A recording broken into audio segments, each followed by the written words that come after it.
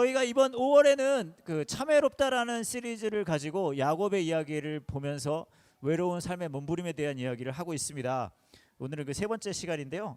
같이 보실 이야기는 창세기 30장 1절부터 13절이에요. 약간 길어요. 그래서 저랑 여러분은 한 절씩 돌아가면서 읽어보도록 하겠습니다.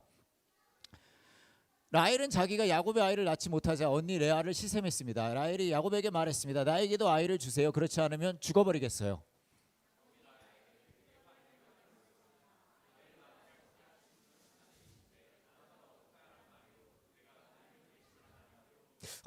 기가 막히지 않습니까? 이것도 헌화식 느낌 나죠?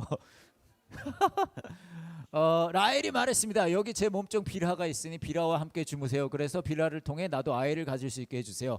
그녀가 아이를 낳아 내 무릎 위에 놓아줄 것입니다.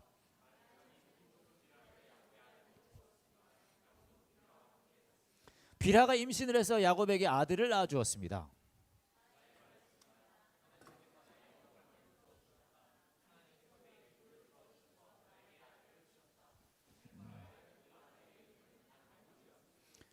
빌하가 다시 임신을 해서 야곱에게 둘째 아들을 낳아 주었습니다.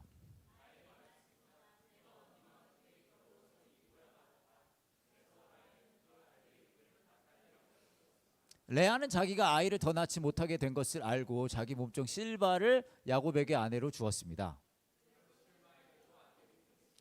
레아가 말했습니다. 나는 운이 좋다. 그래서 레아는 그 아들의 이름을 가시라고 지었습니다.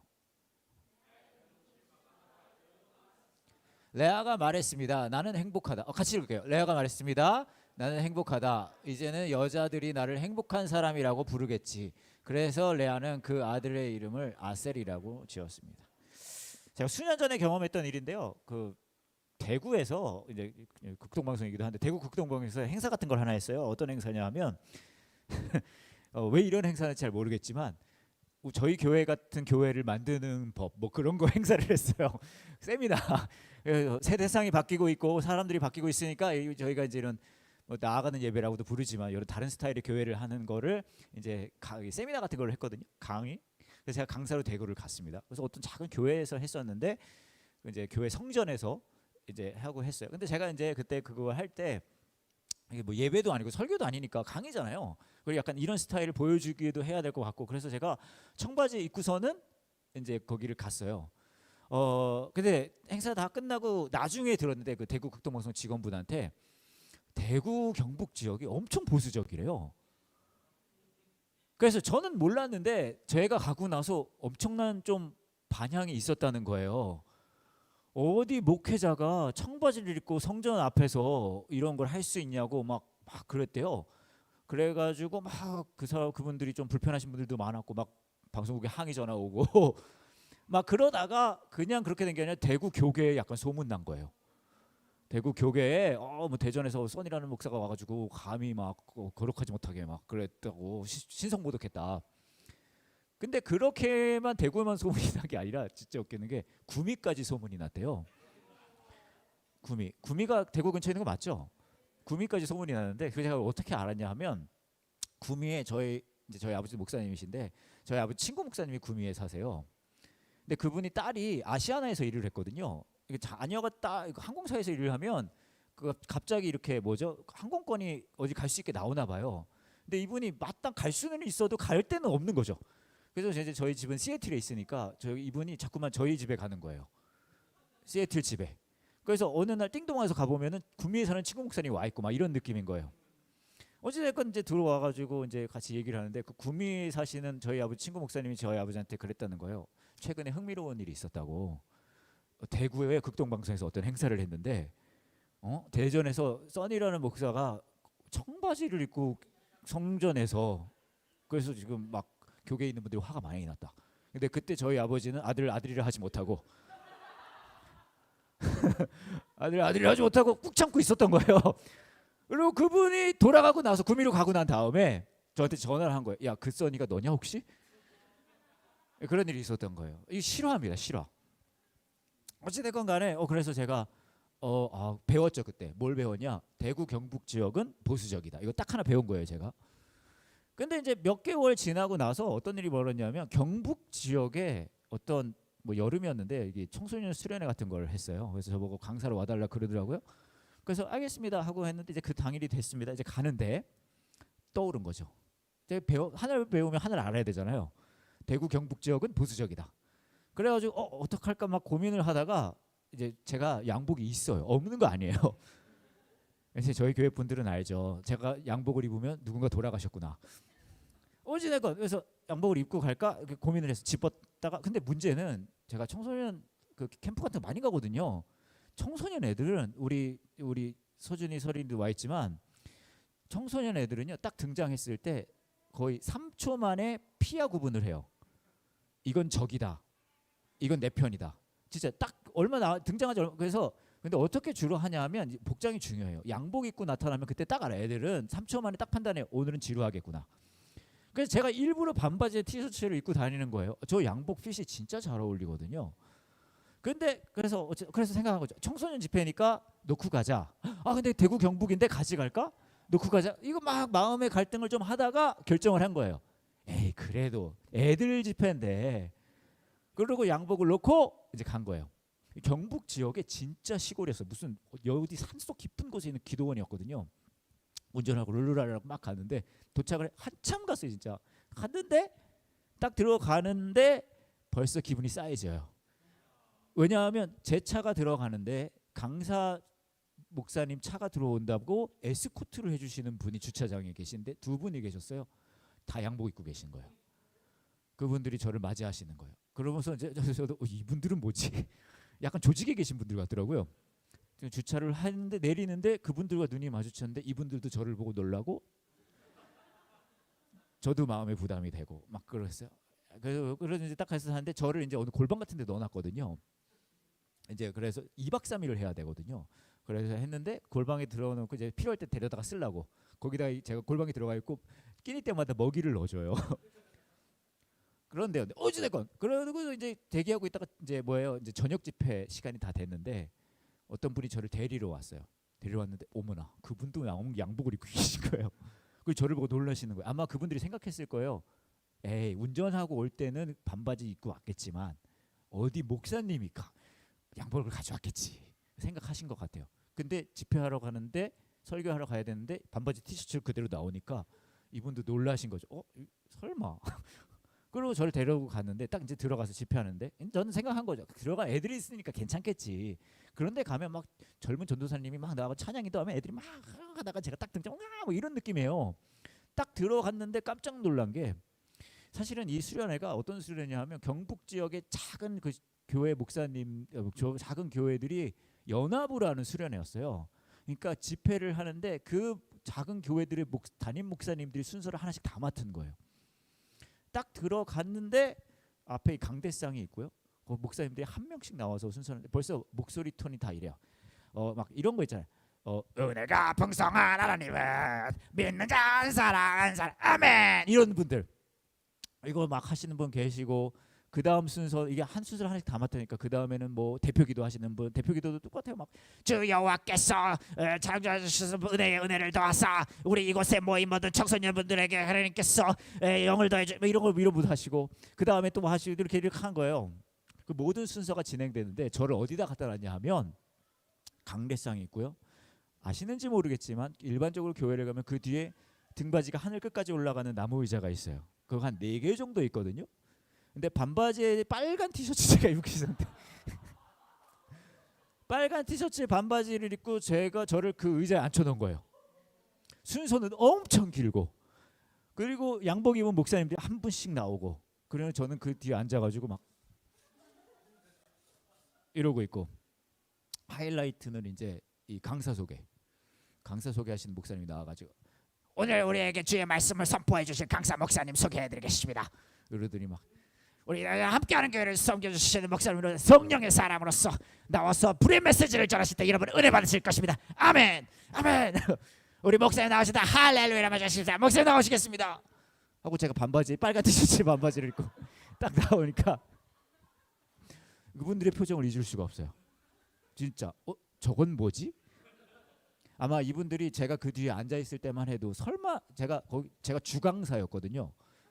진짜 명찰도 받았어요. 주강사 김선희 그래서 목걸이 빨간 티셔츠. 이분들이 그냥 설마 저건 아니겠지 생각하셨는데 진짜 저건이었던 거예요.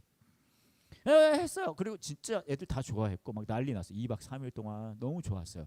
하지만 저를 다신 부르지 않아요. 근데 제가 거기 뒤에 앉아가지고 그 등받이가 하늘 끝까지 올라가는 의자에 뒤에 앉아가지고 무릎을 이렇게 가리면서 네? 제가 무슨 생각을 했겠습니까? 제가 생각했어요.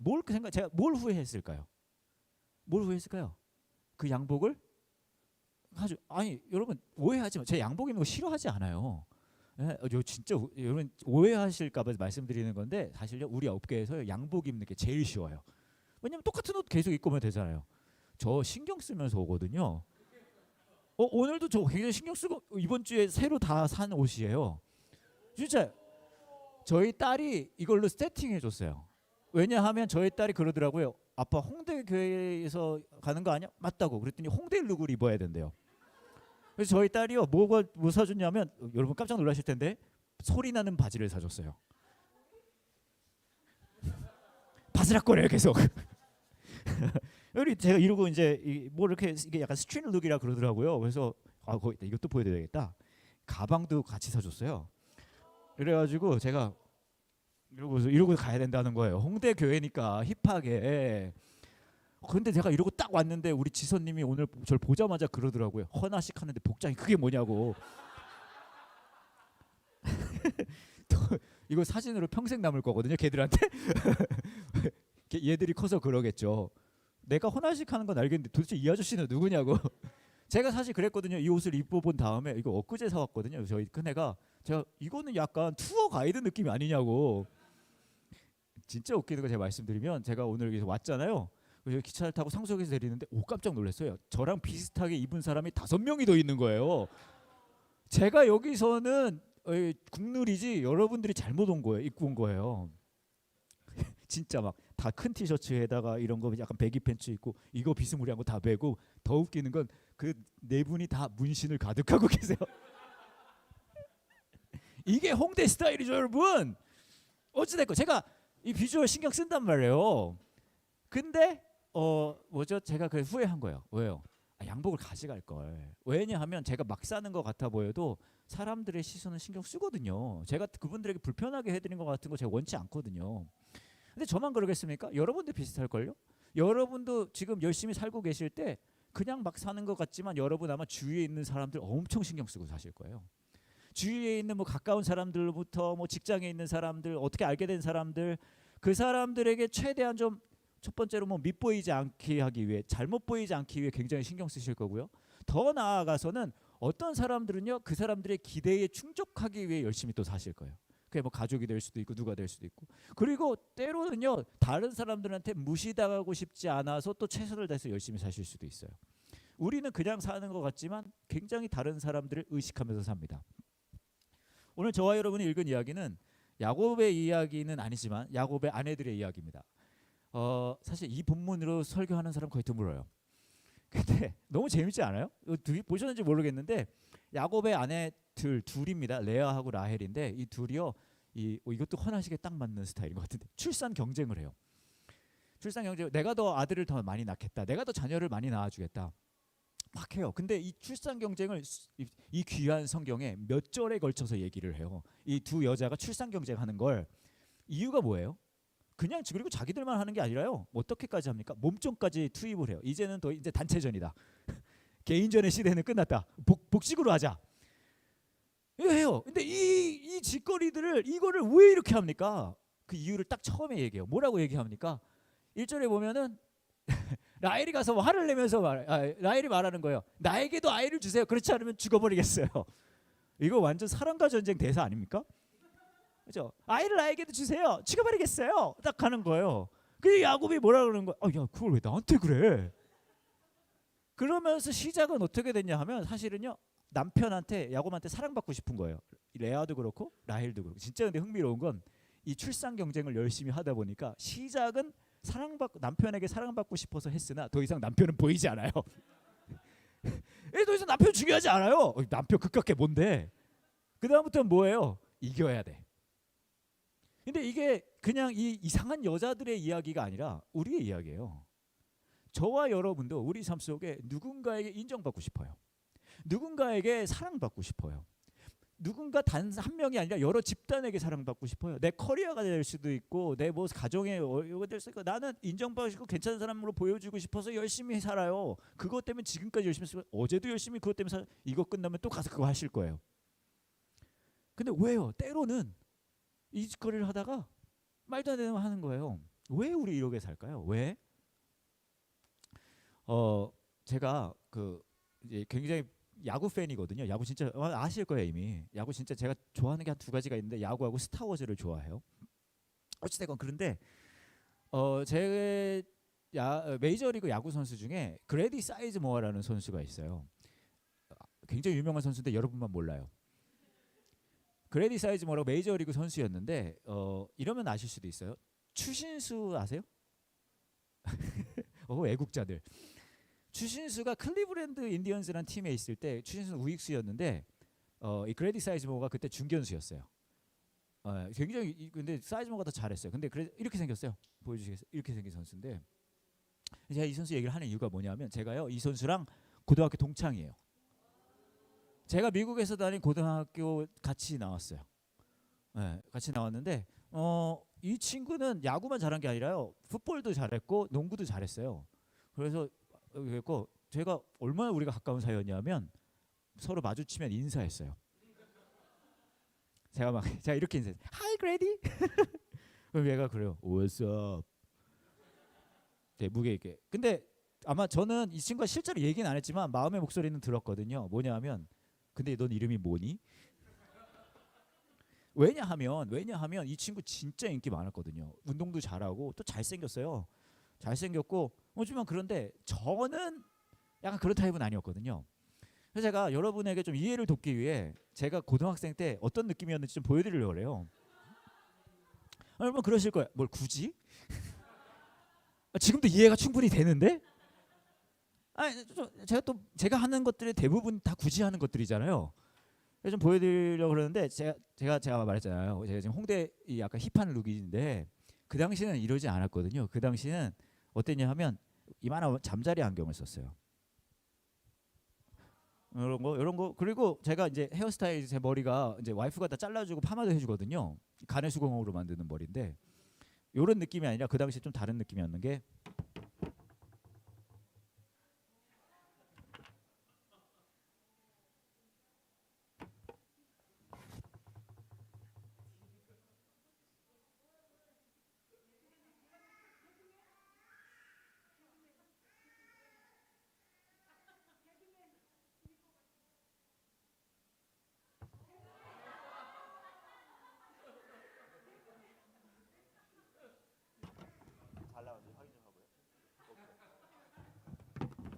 이런 약간 2대8 가르마 이렇게 했고요. 그리고 옷도 이런 느낌이 아니라 어떤 느낌이냐면 이거를 옷을 이렇게 안 하고 옷을 확 집어넣어야 돼요.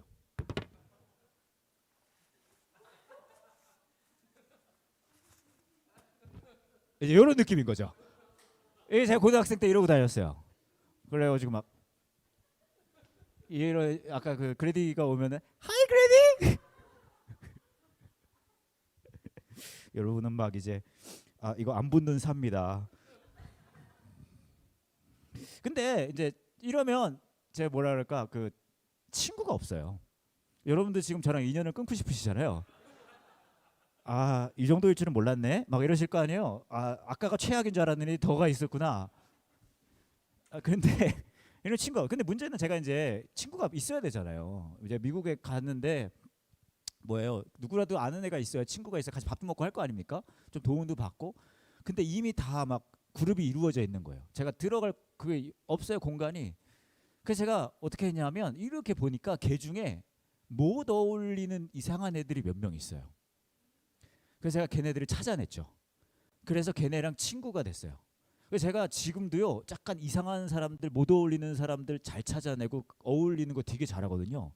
그래서 제가 가까운 게 여러분들이랑 어울리는 게 전혀 문제가 없어요. 뭐 여러분들은 대단한 줄 알아요? 뭐 여러분 어찌됐건 그래서 그런 애들을 제가 1년 내내 모았어요. 그래서 저까지 해서 5명을 모았거든요. 한 명은 어떤 친구냐 하면 체스 팀 캡틴이에요.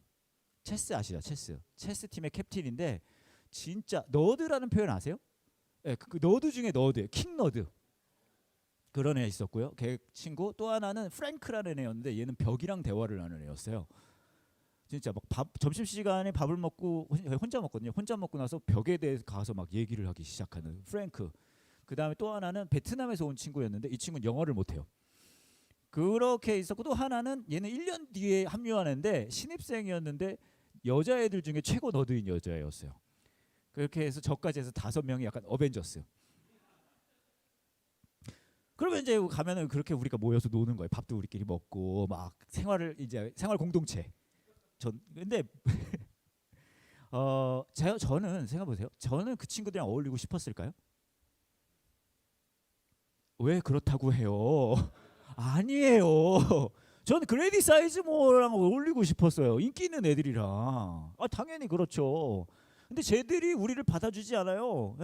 왜냐하면 한 명은 벽이랑 말하고 있죠. 한 명은 막 땡똥똥똥 양양땅 막 이러고 있죠. 영어를 못하죠. 그리고 저는 막 이러고 있죠. 그러니까 받아주질 않는 거예요. 그러니까 그런 애들끼리 모여고 제 마음은 저도 걔들이랑 잘 나가고 인기 있는 애들이랑 놀고 싶은데 쿨한 애들이랑 어울리고 싶은데 부족한 애들이랑 하는 제가 너무 싫었어요. 그래도 별 수 없잖아요. 얘네만 내가 만든 애들이고. 근데 그런 내가 너무 초라한 거예요. 그리고 얘네가 그리고 인기 있는 애들 우리 상대해 주지도 않아요. 우리는 점심 먹을 때 카페테리아 식당 애들 학생 식당 구석에서 암울한 기운이 있는 애들이에요. 근데 진짜 더 웃기는 건 뭔지 아세요? 더 웃기는 거는 그러고 제가 걔들이랑 있잖아요. 그럼 제 마음 깊은 곳에 이런 마음이 있어요. 한번 훑어본 다음에 얘네를 그래도 이 중에 내가 제일 나은 것 같은데 외모 같은 거를 보나 여러 가지를 봐도 얘네 중에서 내가 그래도 얘네 중에 리더급이 되지 않았을까? 근데 지금 되돌아보면 걔들이 다 자기들이 그렇게 생각했던 것 같아요.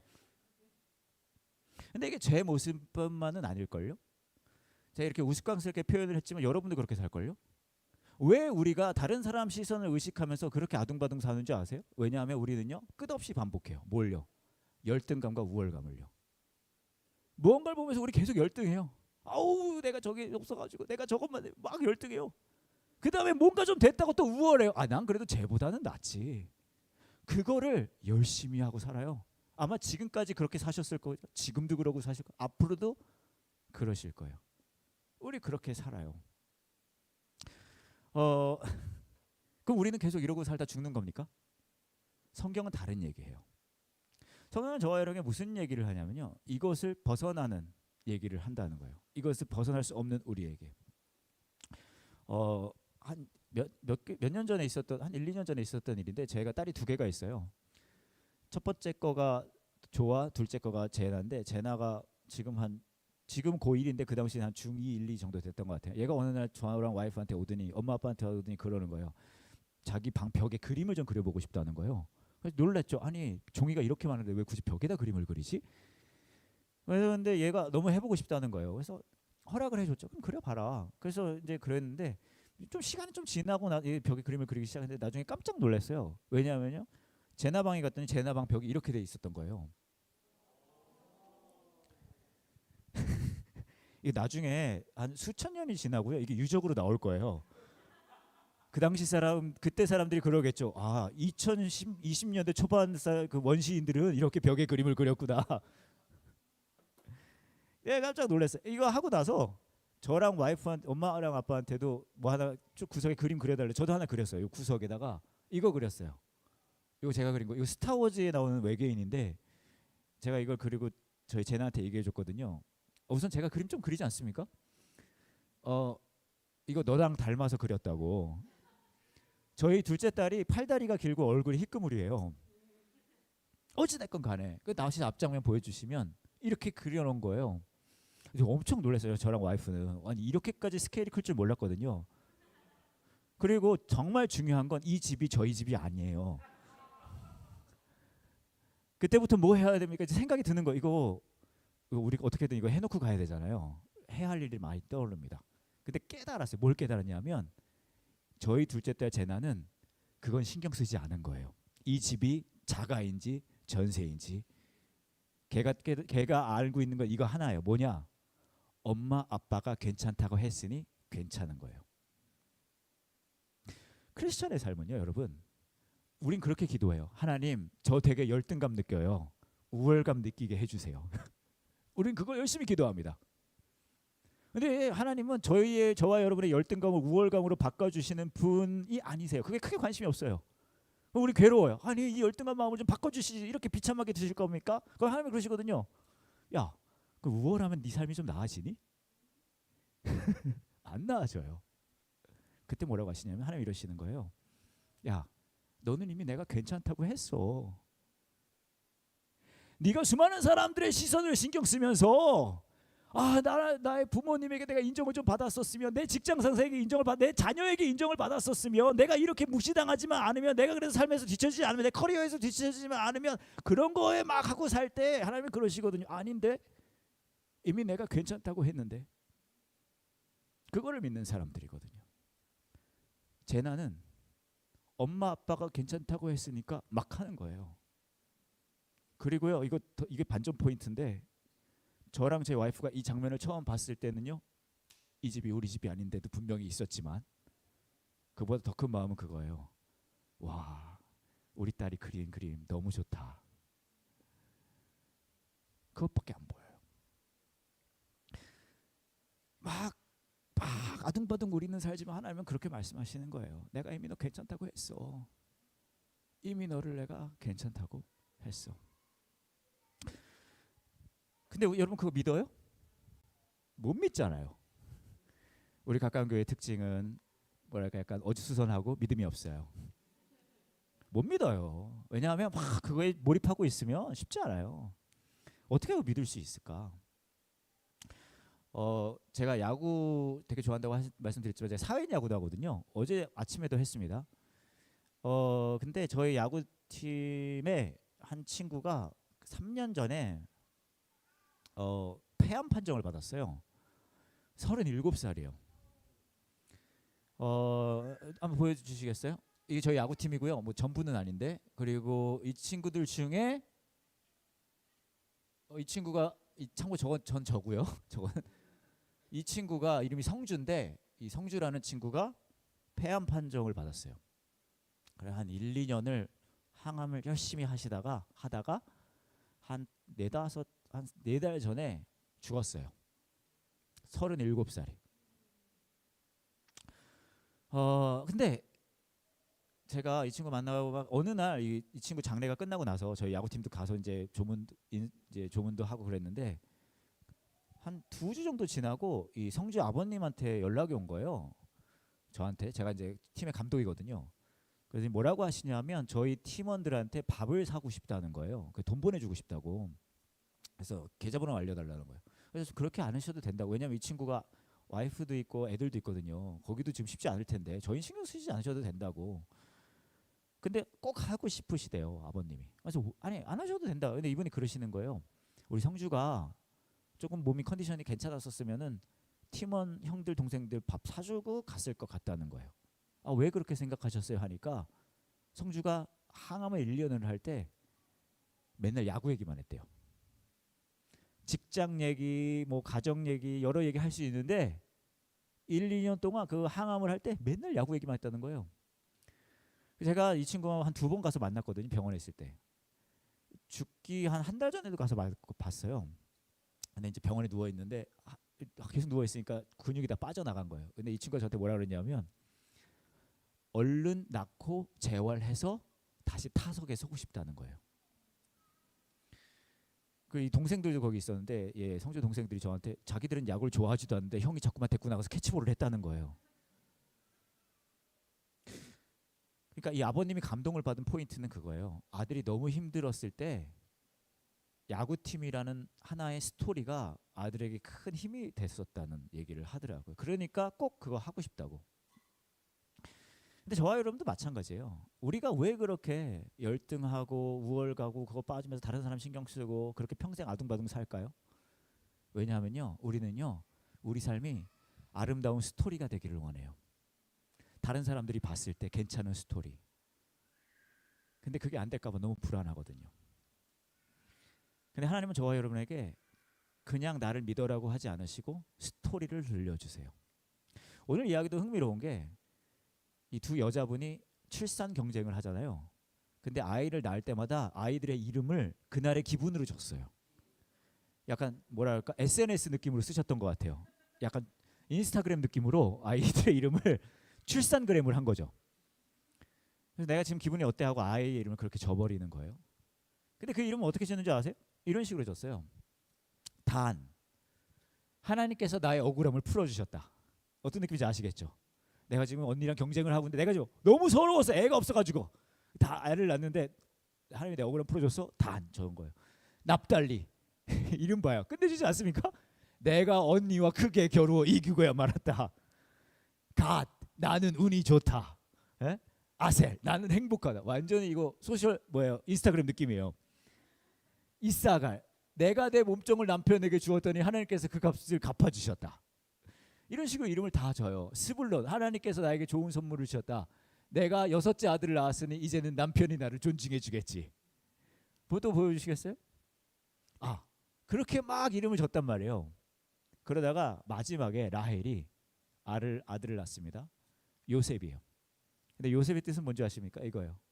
하나님께서 나의 부끄러움을 없애주셨다.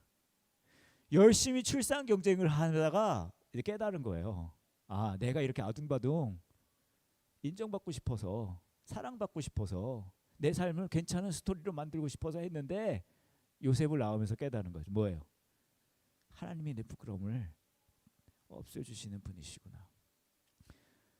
요셉이라는 이름이요. 덤, 보너스, 은혜라는 뜻을 가지고 있어요. 히브리 말로 야삽이라는 뜻을 갖고 언어를 쓰거든요. 결국은 나중에 되돌아보면 우리의 삶의 스토리는 내가 만들어가는 스토리가 아니라 돌아보면 뭘까요? 은혜인 거예요. 저 여러분의 삶에서 열심히 아둥바둥 사실 거예요. 막 하면서 네네네 인정받고 싶어서 우월해지고 싶어서 열등감 싫어서. 근데 한번 되돌아보세요. 발버둥 치시면서 사셨지만 되돌아보면 은혜가 아닌 것이 없어요. 이미 하나님께서는 괜찮다고 하셨거든요.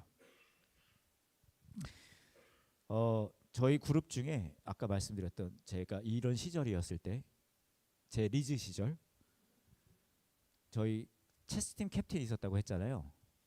제가 4년 전에 안식년 미국 갔을 때 얘랑 연락이 닿았어요. 거의 한 20년 만에 닿나? 그래서 제가 깜짝 놀랐어요. 왜 깜짝 놀랐냐면요. 그 체스팅 캡틴이요. 신입으로 들어온 너드 퀸 있잖아요. 걔랑 결혼했어요. 우리 그룹이 그런 놀라운 그룹이었어요. 제가 사진도 준비했어요. 여러분 보여주시겠어요? 얘가 너드 퀸, 제가 체스팅 캡틴이에요. 근데 이렇게 보면 아직 실감이 안 나죠. 너드 느낌 안 나잖아요. 그 당시 사진도 있어요. 이게 그 당시 얘네 이렇게 있었고 저 이러고 있었고 그리고 프랭크 벽이랑 말하고 있고 베트남 친구가 냥땅땅 이러고 있고 이게 우리 어벤져스. 근데 제가 되돌아보니까 떠오르더라고요. 뭐가 떠올랐냐? 제가 이 체스팅 캡틴이랑 점심시간마다 체스를 뒀어요. 늘 졌거든요. 근데 이해를 할 수 없는 게 이 친구가 이 친구 이름이 엘라이안가 그랬는데 이 친구가 프레시맨이라서 그 당시 신입생. 저랑 얘랑은 계속 이걸 두고 있는데 얘가 계속 와서 이걸 구경하고 있는 거예요. 점심 때마다 우리 체스 두는 걸. 그 당시는 그냥 얘가 체스를 좋아하는 줄 알았는데 지금 떠오를 이 얘기를 듣고 플래시백이 그 당시 그림이 빡 떠오르는 게 뭐가 떠올랐냐? 그때 알았어요. 체스를 두고 있는데 이 여자애가 체스팅 캡틴인 잔이라는 친구인데 얘를 하트 뿅뿅으로 쳐다보고 있었어요. 근데 전 이해가 안 가더라고요. 비주얼은 내가 더 난데? 얘보다 내가 낫지 않아요? 보세요. 모자란 인간들의 모임에도 로맨스는 있어요. 아무리 부족해 보이는 애들이라도 이 친구는 이 여자아이는 하트 뿅뿅으로 얘만 바라보고 있었던 거예요. 우리 하나님이 그러세요. 내가 너무 부족하고 다른 사람들이 볼 때 형편없고 인정받지 못하는 것 같아요. 그때 하나님은 저와 여러분이 그때도 말씀하시는 거예요. 난 그래도 너무 바라보고 있는데 난 너한테만 하트 뿅뿅인데 나는 너를 위해서 내 모든 걸 내놓는 걸 마다하지 않았는데, 나는 너를 위해서 나의 하나뿐인 아들을 내어놓고 십자가의 죽음을 다 그 고통을 나가는 것을 마다하지 않았는데, 나한테는 네가 가장 가치 있는 존재인데. 저와 여러분의 삶은 열등에서 우월해지는 삶이 아니라 그 말도 안 되는 하트 뿅뿅의 하나님을 누리는 삶이거든요. 그 부르심에 반응하시는 저와 여러분 되길 원합니다. 기도할게요. 이 시간에 같이 기도하실 때 여러분의 삶에 가지고 있는 어떤 열등의 마음이 있을 수 있어요. 내 자신이 부족해 보이고 없어 보이고 뭔가 이것만 되면 좋을 것 같은데 그런 마음이 있을 수 있어요. 그 열등해 보이는 마음. 그러면서도요, 여러분의 마음에 또 우월한 마음도 있어요. 내가 그래도 저 사람보다는 낫지 않나? 내가 그래도 이 정도는 해오지 않았나? 내가 그래도 이거 괜찮게만 해놓지 않았나? 그런 마음도 있어요. 아마 그거 왔다 갔다 하면서 열심히 사셨을걸요. 여러분의 부지런함은, 여러분의 열심은, 여러분의 최선은 거기서 왔다 갔다 했을 거예요. 그 마음을 하나님 앞에 내어놓으셨으면 좋겠어요. 하나님, 제가 이게 뭐라고 이걸 참 붙잡고 우월하다고 생각하고 있었어. 내가 해냈다고 생각하고 있었네요. 내가 저 사람들보다 낫다고 생각하고 있었네요. 하나님, 제가 이 한없는 부족하다는 내 마음, 그 열등한 마음에 빠져들고 있었네요. 그거 내어놓으셨으면 좋겠어요. 그러면은요, 그때나 지금이나 변함없이 여러분을 하트 뿅뿅으로 바라보고 있는 그 하나님의 시선이 느껴지실 거예요. 부족할 때도, 괜찮을 때도, 형편없을 때도, 현찮을 때도 상관없이 열심히 다른 것을 붙잡고 있었을 때도 여러분을 붙잡고 놓지 않으시는, 모든 것을 내어놓아 주신 그 십자가의 사랑을 보실 수 있으실 거예요.